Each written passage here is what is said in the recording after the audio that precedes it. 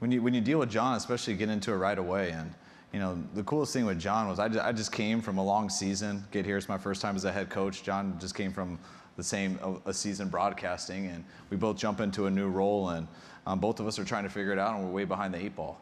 And to be able to do that with someone that you trust each other, but you still got to develop it as you go through it. And it's easy when you're dealing with a guy who's very confident, doesn't have a huge ego, so he's not afraid to say, hey, I'm not sure on this one. That was new for me. Or I say the same thing, and you can bounce things off of each other to where the only way you can come up with good ideas and stuff if you're not scared to make mistakes. And the only way to not make mistakes or be scared to make mistakes if you're a confident person.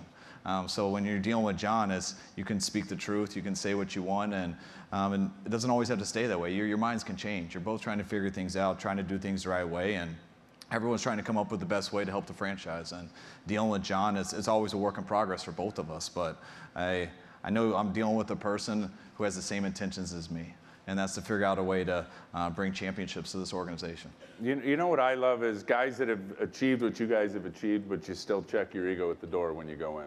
I think that's so important. And I talked about the humility that you both have earlier that's going to go a long way. And I know we got a fan question for you, but I got to ask you, with a room full of these great season ticket holders, what can they anticipate a Kyle Shanahan coached football team? What can they anticipate it's going to look like, and what's it going to be about? Our team is, for myself personally, it's a big deal to me that everyone is doing the best they possibly can. And that's achieving the most talent that God gave you. And it's getting the most out of people, holding people accountable, leaving no stone unturned. You come in and you practice the same day on Wednesday that you play on Sunday. There's no turning it up or turning it down. There's no, hey, this is a big week because we're playing Seattle. Next week's not as big because we're playing whoever the team is. Every week is the biggest game of our life. Every day is the biggest day of our life. That's just who we are.